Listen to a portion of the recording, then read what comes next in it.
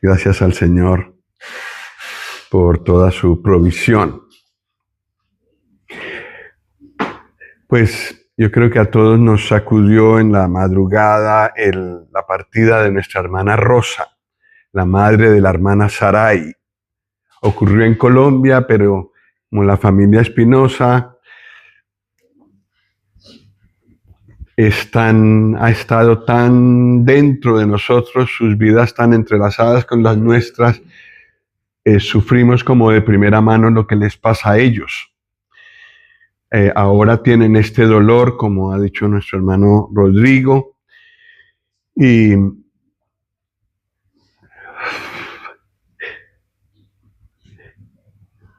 es como un buen momento para hablar de este tema. Porque la hermana Gloria, la hermana Rosa, la hermana que pasó a la presencia del Señor, pues tenía todo su eternidad resuelta. Partió y ya nosotros sabemos para dónde va, para dónde fue, dónde está hoy. Hoy día domingo, dónde está, lo sabemos. Ha partido y está con Cristo, lo cual es muchísimo mejor. Para ella valen las palabras que el Señor le dijo al ladrón: de cierto te digo que hoy estarás conmigo en el paraíso. Ella está allí.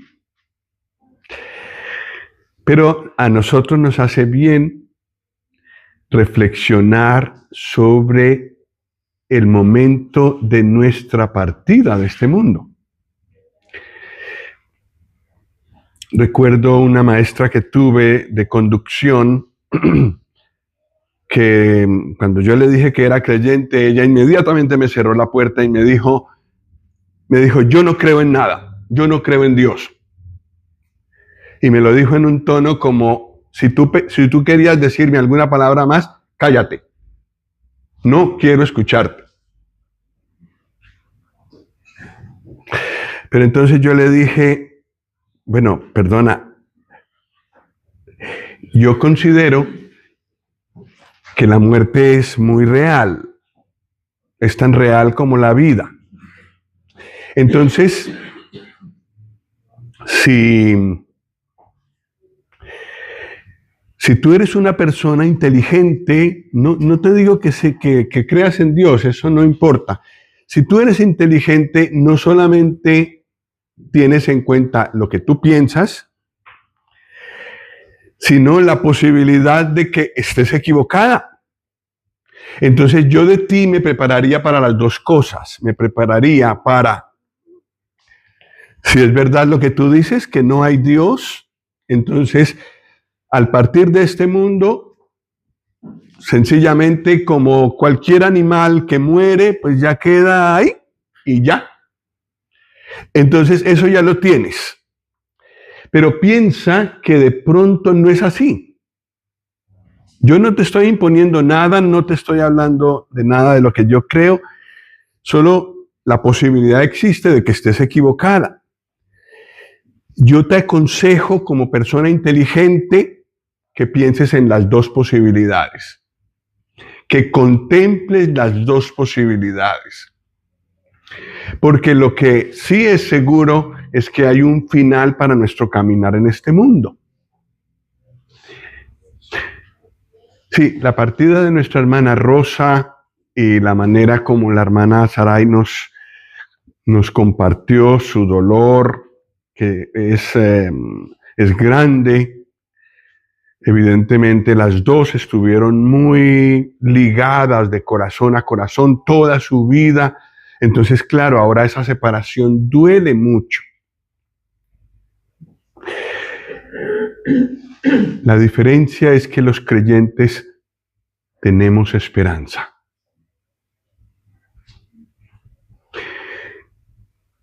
Esta semana me encontré con esta figura.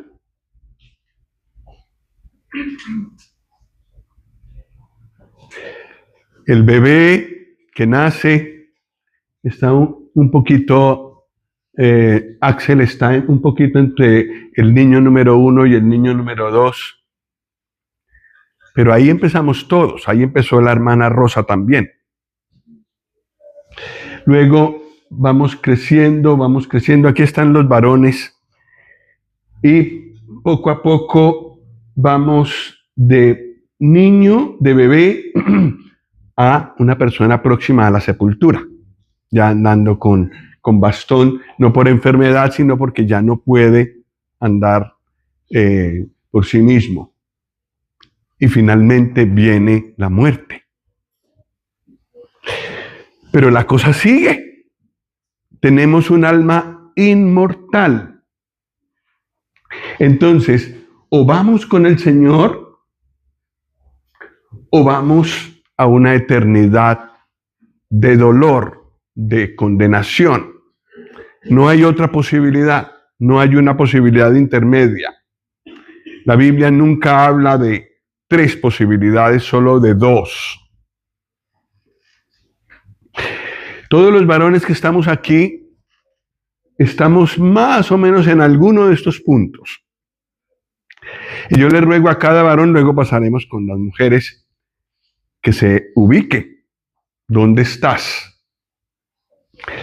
Porque cuando uno está muy joven, ni piensa en la eternidad. Cuando uno está un poco ya, recuerdo cuando yo tenía como 17 años, 18 años, como decían, burlándose de mí, yo me comía el mundo. Yo iba adelante, yo hacía lo que yo quería, yo estaba lleno de vida, de energía, no me importaba nada. Pero sí, luego resulta que el que tenía 17 años ahora tiene 63. El suscrito. Ya no estoy tan jovencito, ya estoy por aquí, todavía no uso bastón permanente. Pero allí vamos, en ese camino, y el tiempo no se detiene. Luego entonces habrá un momento en el que, por ser creyente, no necesariamente iré a la tumba. Puede ser, pero puede ser que el Señor venga antes, en cuyo caso me llevará antes de ir a la tumba y no pasaré por esa experiencia tan dura de la muerte, tan angustiosa. Y luego viene la eternidad. ¿Los varones ya nos hemos situado? ¿Todos? Vamos a darle paso a las damas. Lo mismo. Cada una de las damas que hay aquí está en uno de esos puntos. Y entre más lejos esté de la tumba, menos piensa en ella. Pero es una realidad que todos tenemos que enfrentar alguna vez. Lo que nos aconsejan mucho en este mundo es: no pienses en la muerte. Ya llegará, ya la enfrentarás. No pienses en la muerte, diviértete.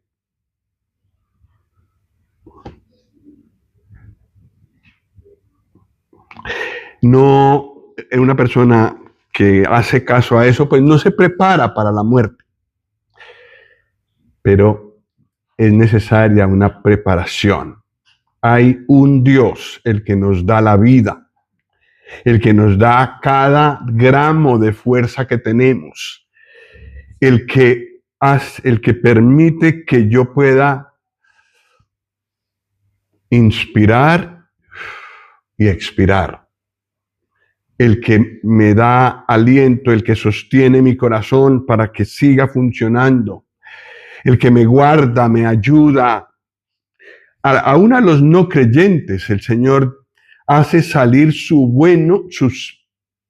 sol sobre malos y buenos. Los buenos o los creyentes lo reconocen, los malos no. es así, y entonces ya no lo agradecen. Pero Dios le da a los unos y a los otros su sol. Pero habrá un momento en el que tendremos que dar cuenta. Tendremos que partir de este mundo y tendremos que dar cuenta de toda la riqueza de energía, los bienes, la inteligencia, las capacidades que el Señor nos dio. ¿Y para qué las empleamos? En ese balance de la vida, todos salimos mal parados delante de Dios. Y todos merecemos condenación.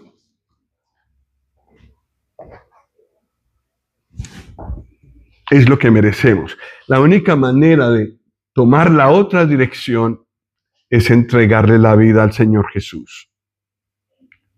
No hay otra opción. Ningún otro sacrificio puede librarnos de la culpa, de la tristeza, de la culpabilidad, de la responsabilidad que tenemos delante de Dios por lo que hemos hecho delante de Él. No hay nada que nos pueda librar de eso, sino la sangre del Señor Jesús. Y esto vale para todos nosotros. Y yo creo que por eso el Señor va llamando a creyentes y a no creyentes. Por causa de mi tratamiento en el oncológico, tenemos que ir con cierta frecuencia allá al oncológico y parqueamos al frente de una funeraria. Y siempre hay gente. Creyentes, no creyentes. Unos y otros mueren. Y nos hacen pensar.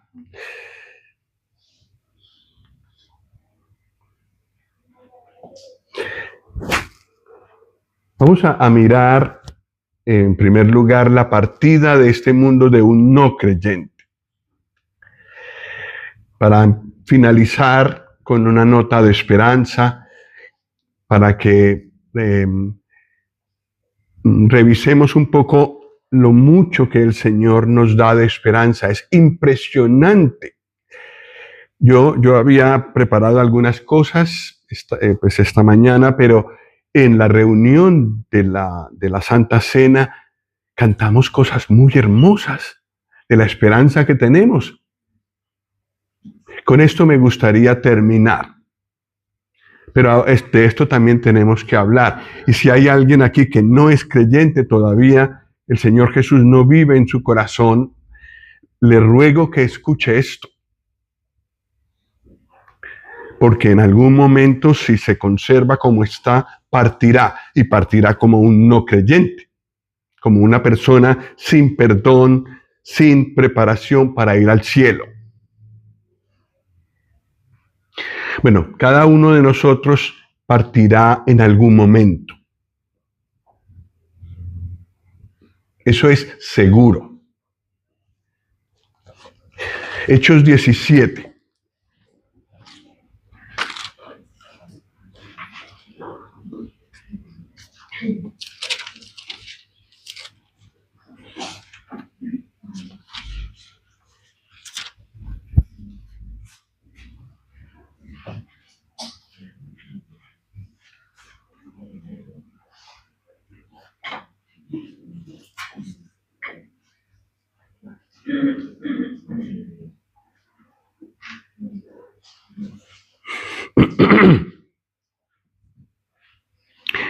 Hechos 17 dice el versículo 24, el Dios que hizo el mundo y todas las cosas que en él hay, siendo Señor del cielo y de la tierra, no habita en templos hechos por manos humanas, ni es honrado por manos de hombres como si necesitase de algo, pues Él es quien da a todos vida y aliento y todas las cosas. y de una sangre ha hecho todo el linaje de los hombres, para que habiten sobre toda la faz de la tierra. Ay, lo que viene diciendo es serio. Lo que va a decir ahora. Y les ha prefijado el orden de los tiempos y los límites de su habitación. Él sabe cuándo moriré. Él lo ha prefijado y también sabe mi límite, sabe cuándo partiré de este mundo. No, yo no lo sé. Podría ser hoy, podría ser dentro de 30 años, pero no lo sé yo. Él lo sabe.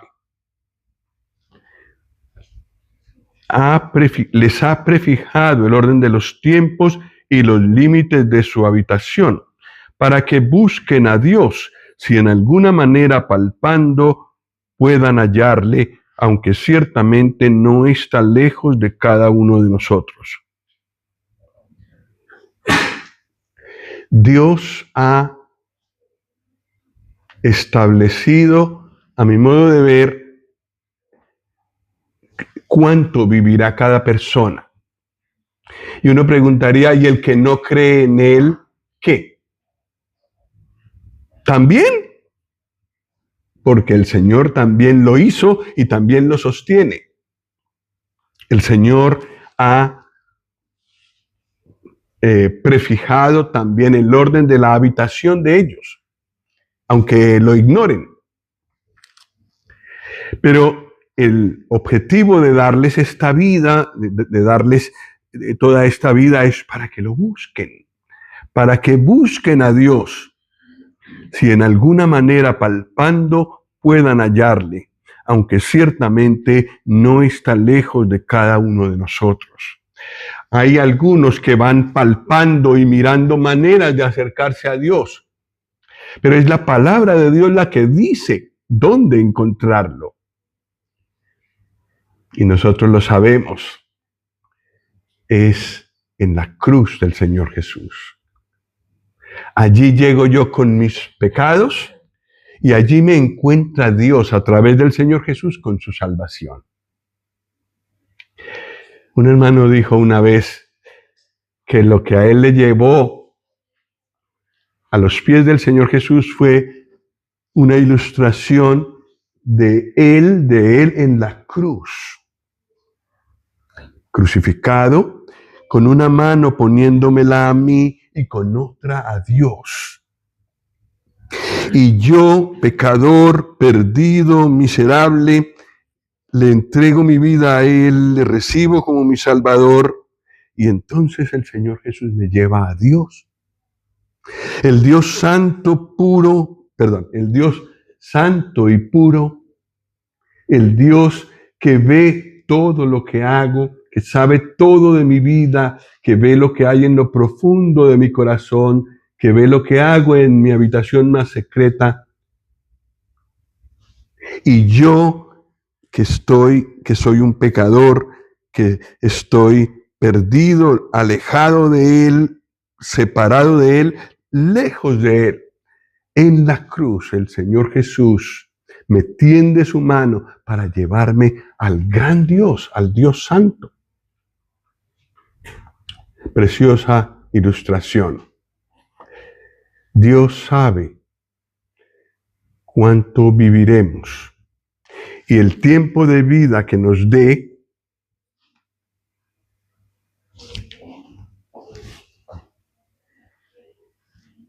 lo da para que lo busquemos. Dichosos los que lo hemos podido encontrar jóvenes. Pero aún el pobre hombre, aún el ladrón que encontró al Señor en último momento, aunque su vida fue desgastada en el pecado, en el mal, en la infelicidad, el Señor lo recibió en su gracia y entró en la eternidad. hubiera sido diferente si él hubiera podido encontrar al Señor joven o niño, y en vez de haber hecho todo lo que hizo, haber vivido para el Señor. Pero el Señor tuvo misericordia de él. Eclesiastés 7:2.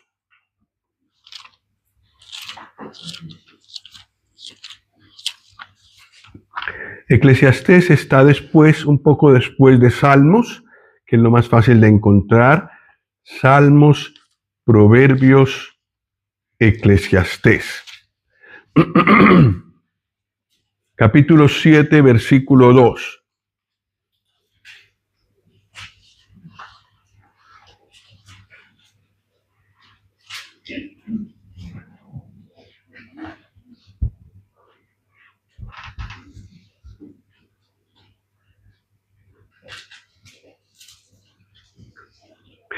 Eclesiastés, capítulo 7, versículo 2, dice: mejor es ir a la casa del luto que a la casa del banquete, porque aquello es el fin de todos los hombres, y el que vive lo pondrá en su corazón.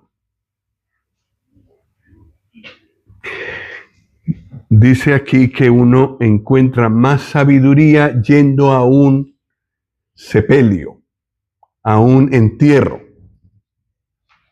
porque el que queda vivo, el que está acompañando, toma lección de lo que está sucediendo. Entonces nos conviene, no podemos ir a Pereira al servicio que le harán esta tarde a la hermana Rosa, pero podemos desde aquí pensar un poco en lo que pasó con ella. A este lado, en la parte que nosotros podemos ver, hay tristeza, tal vez hay lágrimas, a veces hay desesperación, a veces hay una angustia muy grande. Eso es la casa del luto. Y pues ahí no es tan agradable estar, porque viendo lágrimas y de pronto gemidos y de pronto cosas que yo no puedo manejar, que se salen de mis manos, esa situación es incómoda. Pero allí tengo más sabiduría. Es mejor ir a la casa del luto que a la casa del banquete. Porque aquello es el fin de todos los hombres. Es decir, el luto, el momento de la muerte. Esto es el fin para todos los hombres. Entonces, cada uno de nosotros, esté en la edad en la que esté, tiene que pensar que en algún momento llegará la muerte. Y que el tiempo que hay entre ahora y ese momento es el momento de prepararme para partir para la eternidad.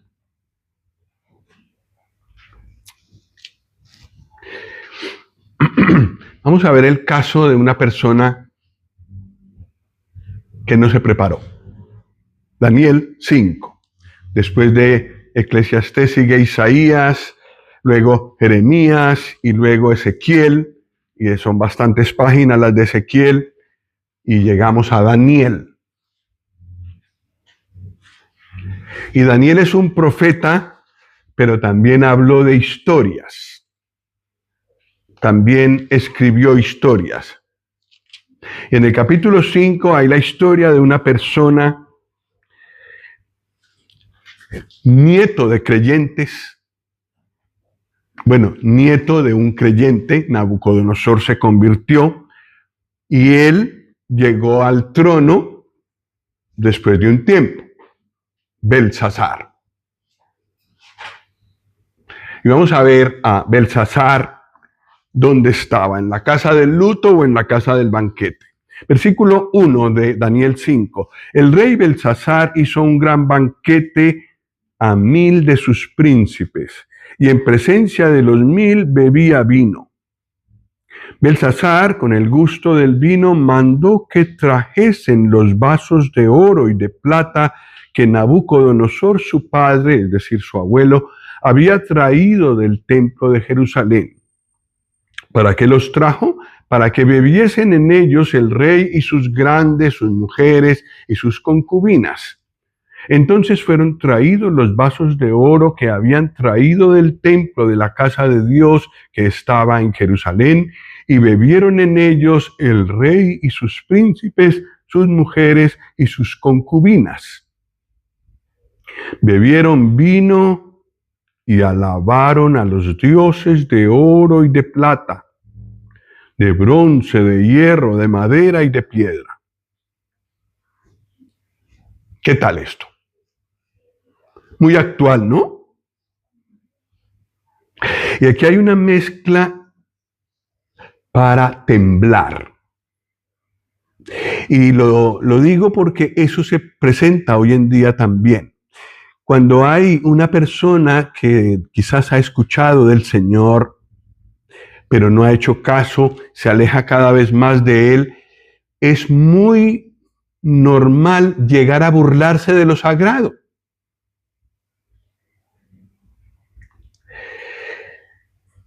Y los humoristas, y sí, sobre todo los humoristas que quieren ser populares, atacan lo sagrado. Atacan lo que tiene que ver con Dios. Es decir, lo poco que ellos temían de Dios, se burlan de eso. Eso fue lo que hizo Belsasar. Y eso es muy común hoy en día. Eso es temible porque es peor que solamente hacer mal. Meterse con Dios de una forma burlona llevó a este hombre a la ruina. No hubo oportunidad para él. Y temo cuando una persona llega a ese estado de hacer chistes de lo sagrado, de hacer chistes de Dios, de hacer chistes de la Biblia. Temo por esa persona, porque a lo mejor ha llegado a un punto donde quizás ya no tenga oportunidad. Puede ser que sí, y nosotros seguimos orando porque sí, pero no lo sé. Tengo más esperanza de una persona que, bueno, vive en su pecado, pero teme a Dios y no mezcla las cosas. Belsasar las mezcló. Versículo 5. Estaba él en su fiesta con el banquete, burlándose de lo sagrado. En aquella misma hora, versículo 5, aparecieron los dedos de una mano de hombre que escribía delante del candelero sobre lo encalado de la pared del palacio real. Y el rey veía la mano que escribía. Entonces el rey palideció y sus pensamientos lo turbaron y se debilitaron sus lomos y sus rodillas daban la una contra la otra. El rey gritó en alta voz que hiciesen venir magos, caldeos y adivinos. Y dijo el rey a los sabios de Babilonia: cualquiera que lea esta escritura y me muestre su interpretación será vestido de púrpura y un collar de oro llevará en su cuello y será el tercer señor en el reino. Un puesto muy alto en el gobierno. Versículo 8. Entonces fueron introducidos todos los sabios del rey, pero no pudieron leer la escritura ni mostrar al rey su interpretación. Entonces el rey Belsasar se turbó sobremanera y palideció, y sus príncipes estaban perplejos. La reina, por las palabras del rey y de sus príncipes, entró a la sala del banquete y dijo: Rey, vive para siempre. No te turben tus pensamientos ni palidezca tu rostro. En tu reino hay un nombre en el cual mora el espíritu de los dioses santos, y en los días de tu padre se halló en él luz e inteligencia y sabiduría como sabiduría de los dioses. al que el rey Nabucodonosor, tu padre, oh rey, constituyó jefe sobre todos los magos, astrólogos, caldeos y adivinos, por cuanto fue hallado en él mayor espíritu y ciencia y entendimiento para interpretar sueños y descifrar enigmas y resolver dudas. Esto es, en Daniel, al cual él puso por nombre Beltsasar. Llámese pues ahora a Daniel y él te dará la interpretación. Entonces Daniel fue traído delante del rey. Y dijo el rey a Daniel: ¿eres tú aquel Daniel de los hijos de la cautividad de Judá que mi padre trajo de Judea? Yo he oído de ti que el espíritu de los dioses santos está en ti y que en ti se halló luz, entendimiento y mayor sabiduría. Y ahora fueron traídos delante de mí sabios y astrólogos para que leyesen esta escritura y me diesen su interpretación, pero no han podido mostrarme la interpretación del asunto. Yo pues he oído de ti que puedes dar interpretaciones y resolver dificultades. Si ahora puedes leer esta escritura y darme su interpretación, serás vestido de púrpura y un collar de oro llevarás en tu cuello y serás el tercer señor en el reino.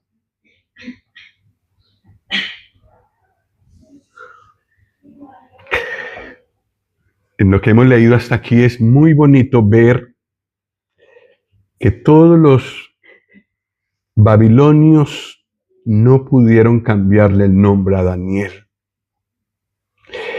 El rey le había puesto un sobrenombre, pero ese sobrenombre que tenía que ver con los dioses de Babilonia, un creyente fiel que ganó el respeto de toda la corte real, de la más alta esfera del gobierno, del gabinete y del presidente, que en aquel caso era un rey. Y el nombre no fue cambiado.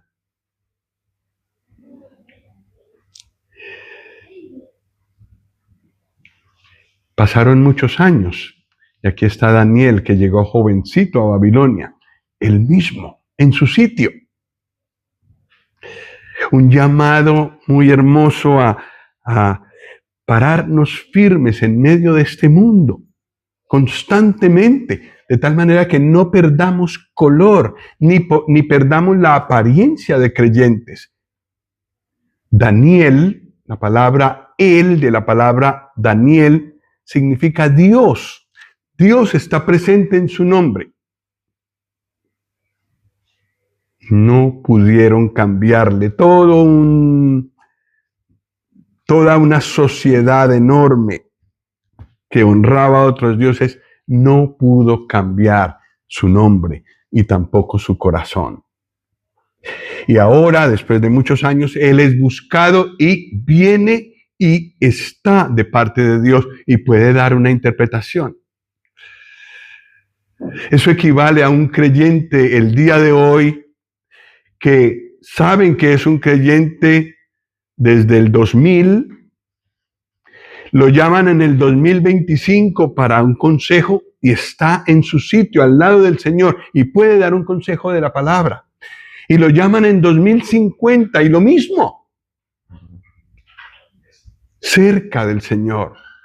Siempre un referente para este mundo. Eso era Daniel. Bueno, ahora le ofrecieron, si leía la escritura y daba la interpretación, le ofrecieron muchos bienes. Pero dice el versículo 17, entonces Daniel respondió y dijo delante del rey, tus dones sean para ti y da tus recompensas a otros. Leeré la escritura al rey y le daré la interpretación. No por gana de dinero, ni de fama en este gobierno, ni de un mejor puesto. Es por causa de el Dios eterno a quien sirvo. Voy a hacer mi trabajo. Leeré la escritura al rey y le daré la interpretación. Y ahora vamos a leer la interpretación, versículo 18. El Altísimo Dios, oh Rey, dio a Nabucodonosor tu padre el reino y la grandeza, la gloria y la majestad. Y por la grandeza que le dio, todos los pueblos, naciones y lenguas temblaban y temían delante de él. A quien quería mataba y a quien quería daba vida. Engrandecía a quien quería y a quien quería humillaba. Mas cuando su corazón se ensoberbeció y su espíritu se endureció en su orgullo, fue depuesto del trono de su reino y despojado de su gloria. Y fue echado de entre los hijos de los hombres, y su mente se hizo semejante a la de las bestias, y con los asnos monteses fue su morada.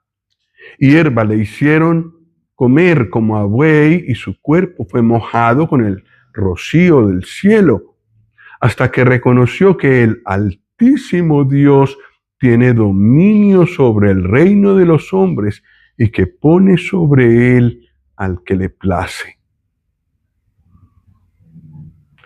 Nabucodonosor, un rey que hacía lo que quería en su vida y en la vida de otros. Pero como él estaba alto, puesto en alto, pero hay un Altísimo, está por encima de él, el Altísimo le humilló para que Nabucodonosor reconociera quién es el Dios verdadero, quién es el que tiene la autoridad. En otras ocasiones hemos hablado aquí de que cada uno de nosotros es rey o reina, porque decide lo que hace. Si no hay temor de Dios en una vida, pues entonces decido hacer pecado. Pero cada uno de nosotros tiene esa facultad de decidir qué hace y qué no hace. Y a veces no solamente en su propia vida, sino en la vida de otros, como los que tenemos hijos. O empleados, o tenemos potestad sobre la vida de otros, no de darles y quitarles la vida, pero sí de gobernarlos. Eso el Señor lo da. Y yo gobierno tanto mi vida como otras cosas según si temo a Dios o no. Pero por encima de mí, por alto que yo esté, hay alguien más alto. Yo seré alto, podré llegar a estar alto, pero hay un Altísimo, que es el nombre con el que Dios se conoce en los imperios gentiles, en el tiempo de los imperios gentiles. El Altísimo. Cualquiera de nosotros, por alto que esté ahí, está por debajo del Altísimo. Belsasar estaba muy alto, pero había alguien más alto que él, el Altísimo. Y él humilló a Nabucodonosor. Versículo 22. Y tú, su hijo Belsasar, no has humillado tu corazón sabiendo todo esto. Belsasar no era hijo propiamente, era nieto de Nabucodonosor, pero supo lo que pasó con Nabucodonosor. Es lo que pasa con un hijo de creyentes. Sabe lo que el Señor ha hecho en la vida de sus padres o de sus abuelos, pero tiene que tomar una decisión personal. Y Belsasar estaba en esta condición, sabiendo todo esto. Versículo, leo de nuevo el 22 y sigo más hacia abajo. Y tú, su hijo Belsasar, no has humillado tu corazón sabiendo todo esto, sino que contra el Señor del cielo te has ensoberbecido e hiciste traer delante de ti los vasos de su casa, y tú y tus grandes, tus mujeres y tus concubinas bebisteis vino en ellos. Además de esto, diste alabanza a dioses de plata y oro, de bronce, de hierro, de madera y de piedra, que ni ven, ni oyen, ni saben. En cambio, al Dios en cuya mano está tu vida y cuyos son todos tus caminos, nunca honraste.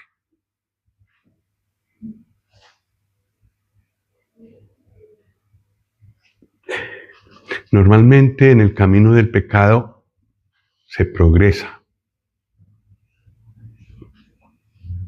Cuando no hay un freno, cuando no hay temor de Dios, el temor de Dios frena, aún en el no creyente, frena el pecado. Pero si no hay temor de Dios, o como me pasó a mí, temía a Dios antes de ser creyente, pero llegó en mi camino de alejamiento de Dios, encontré a alguien que me hizo perder el poco temor de Dios que tenía.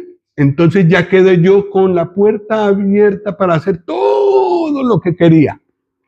Entonces poco a poco me iba metiendo más y más en el mal. Gracias al Señor, en mi caso, Él me detuvo. Pero se puede llegar muy lejos, y este hombre llegó muy lejos. Y normalmente los que hoy se burlan de lo sagrado han atravesado han dado un paso más allá del mal. No solo pecan contra Dios, sino que ahora como que el único dique que los detenía es roto, entonces se burlan de lo sagrado.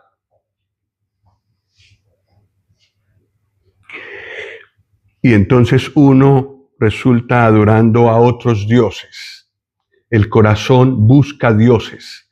Si no buscamos al Dios verdadero, buscamos otro. El dinero, por ejemplo, es el favorito de muchos.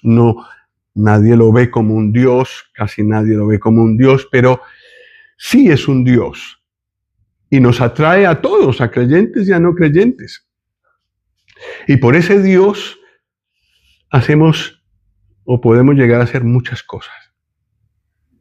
Dioses que no ven, ni oyen, ni saben. En cambio, al Dios en cuya mano está nuestra vida, no lo honramos. Pues eso es lo que el Señor dice en su palabra para que nosotros reflexionemos y caigamos en cuenta de lo que hacemos. Entonces, claro, versículo 24, entonces, para Belsasar, de su presencia fue enviada la mano que trazó esta escritura. Mientras está Daniel hablando, algo está ocurriendo allí cerca de donde está Belsasar, ya veremos qué es. Versículo 25, y la escritura que trazó es Mene, Mene, Tekel, Uparsin. Esta es la interpretación del asunto. Mene, contó Dios tu reino y le ha puesto fin. Tekel, pesado has sido en balanza y fuiste hallado falto. Pérez, tu reino ha sido roto y dado a los medos y a los persas. Entonces mandó Belsasar vestir a Daniel de púrpura y poner en su cuello un collar de oro y proclamar que él era el tercer señor del reino.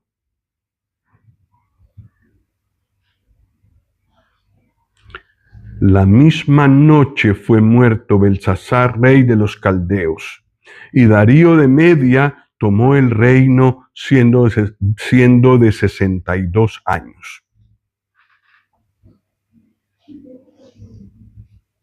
El Señor, al ver lo que estaba haciendo Belsasar, le mandó un aviso, aunque ya casi probablemente podían oír el ejército que venía para tomar la ciudad. Esa noche la tomó. Y lo que el Señor le mandó decir a Belsasar es lo mismo que manda decir a todo ser humano. Contó Dios tu reino y le ha puesto fin.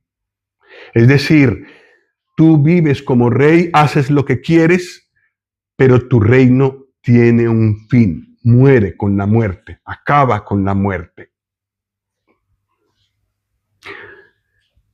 Tekel, pesado has sido en balanza y fuiste hallado falto. Todas las obras que hacemos aparecerán delante de Dios. Y si hemos sido hallados faltos, entonces seremos lanzados a la condenación, al fuego que arde al lago que arde con fuego y azufre. Contado, puesto fin a tu reino y evaluado, pesado, en balanza, a ver, y te faltó, no llegas a lo que Dios pide de ti. Versículo 28, Pérez, tu reino ha sido roto y dado a los medos y a los persas. El Señor miró el reino de Belsasar, lo evaluó, salió perdiendo, entonces ahora viene el juicio. Juicio terrenal en este caso, pero también hay un juicio eterno. En el caso de Belsasar hubo un juicio inmediato. A veces pasa que en esta misma vida recibimos la recompensa de lo que hemos sembrado en nuestra vida de pecado, pero también nos espera un juicio en la eternidad. Para todos nosotros es válida esta escritura. Mene, mene, contado ha sido tu reino.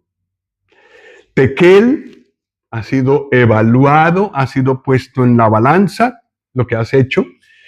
Y Pérez, hay juicio.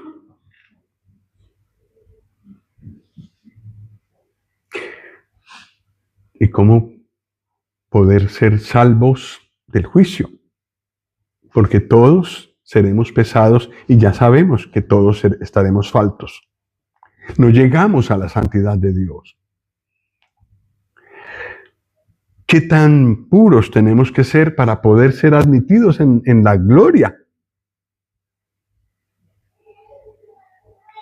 Supremamente puros, sin ninguna impureza. Ese estado no lo puede ganar nadie por sí mismo.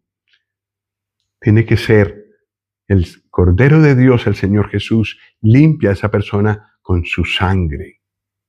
Entonces la sangre de Jesucristo, su Hijo, nos limpia de todo pecado. Vamos a leerlo una vez más allí en Primera de Juan 1.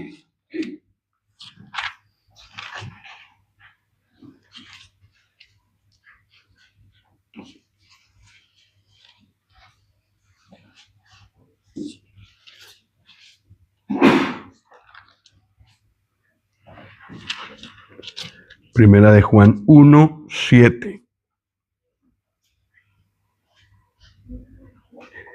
Voy a leer la primera parte del versículo yo solo y luego ustedes me ayudan, por favor, con la segunda parte. Primera de Juan 1, 7. Pero si andamos en luz como Él está en luz, tenemos comunión unos con otros. ¿Todos? Y la sangre de Jesucristo, su Hijo, nos limpia de todo pecado.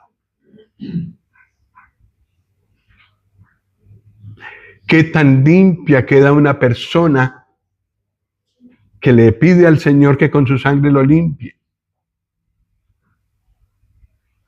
Todo pecado.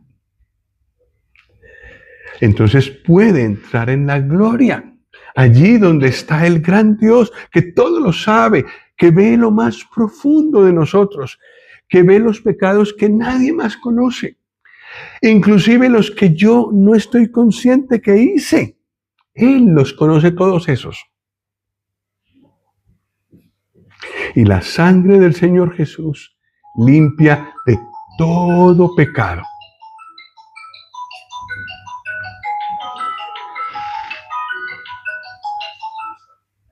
Es una señal de que faltan pocos minutos.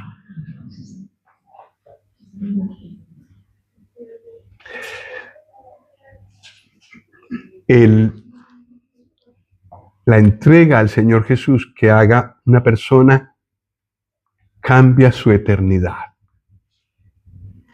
Y ahora vamos a ver a alguien que también estaba próximo a morir. Un minuto más ha pasado. Filipenses 1.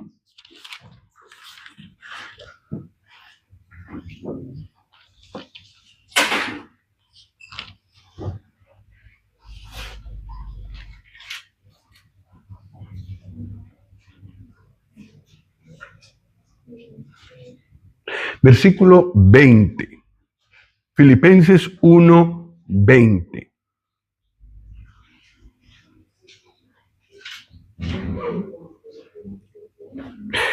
Dice así, está hablando Pablo, está en la cárcel y la muerte la tiene a un paso constantemente.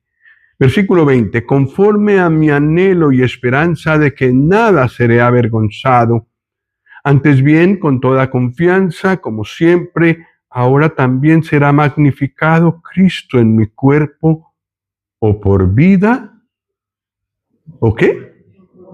O por muerte. O por vida, o por muerte.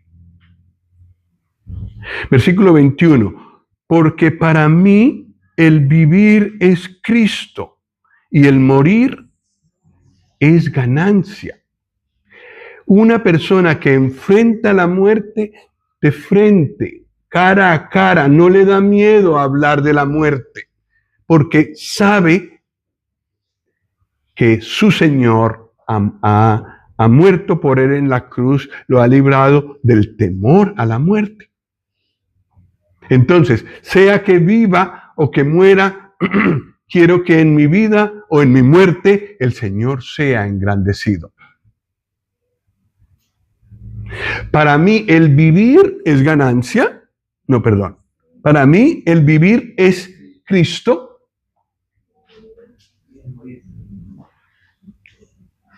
Para mí el vivir es Cristo. Tal vez algunos de nosotros completaríamos la frase con otra cosa. Para mí el vivir es aquello a lo que más le dedicamos nuestros esfuerzos, nuestra atención. Ese es mi vivir. Para Pablo, para mí el vivir es Cristo. Y dichosos los que de nosotros pueden decir lo mismo. Y el morir es ganancia. Nuestra hermana Rosa ha ganado.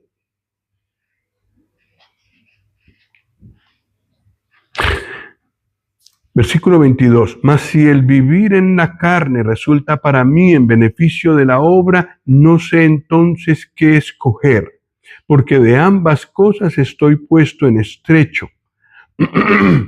Y otra vez, a ver, Pablo, por favor. Dice, teniendo deseo de partir y estar con Cristo, lo cual es muchísimo mejor. Ha dicho que morir es ganancia y ahora dice que partir y estar con Cristo es muchísimo mejor, pero muchísimo. Yo no sé si alguno de ustedes lo ha hecho, pero yo he pensado, yo podría decir esas palabras con honestidad.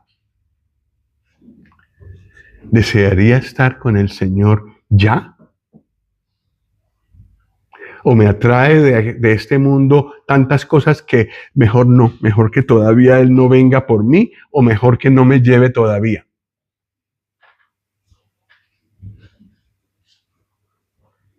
Yo creo que tendríamos que llegar a un estado como el de Pablo, que estemos listos no para que se haga nuestra voluntad, lo que más queremos o lo que más nos gustaría, sino para que se cumpla la voluntad del Señor.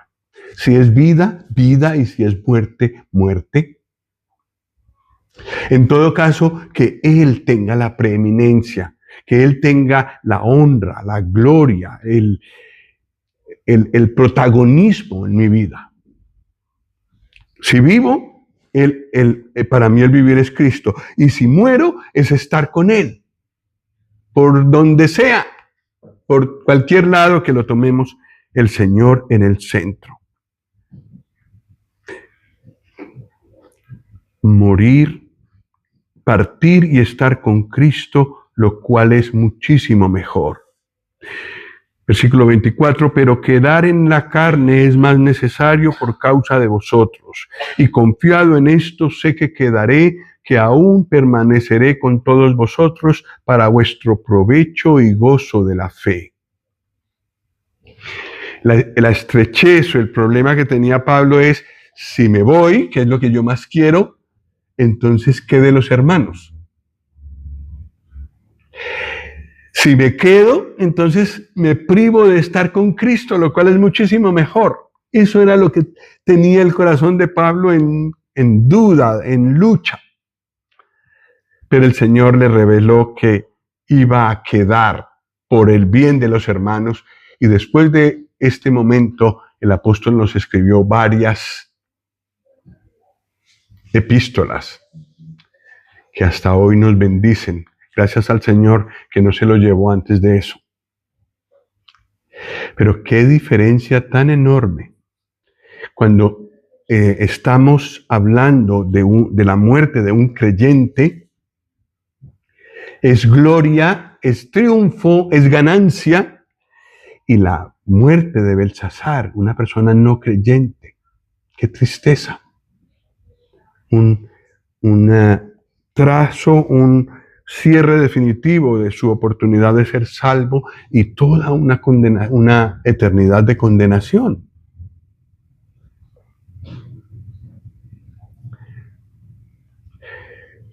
Esta mañana cantamos cara a cara en plena gloria. ¿Cómo es que dice? Cara a cara en plena gloria he de ver al Salvador.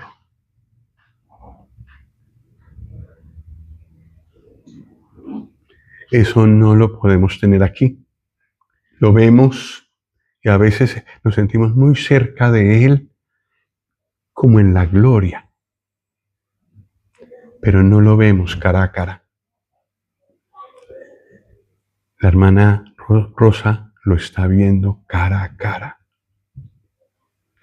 No hay dolor, no hay silla de ruedas, no hay más agujas, no hay más de todas las cosas con las que los médicos tratan de hacer lo mejor que pueden aquí. ¿Qué hay? Gloria. Este hombre se va desgastando, cada vez le aquejan más cosas. El nuevo hombre se va renovando hasta la gloria. Y no podemos ni imaginar lo que es esa gloria. Y lo maravilloso es que todos los que estamos aquí somos llamados a ir a esa gloria. Y cada uno de nosotros decide si va o no. Y gracias al Señor por los que ya hemos decidido rendirle nuestra vida al Señor y tenemos esta seguridad de la que hablamos con la hermana Rosa. Si el Señor nos lleva hoy, ¿qué puede pasar? Le veremos cara a cara. Y qué gloria, muchísimo mejor que lo mejor que conocemos en este mundo.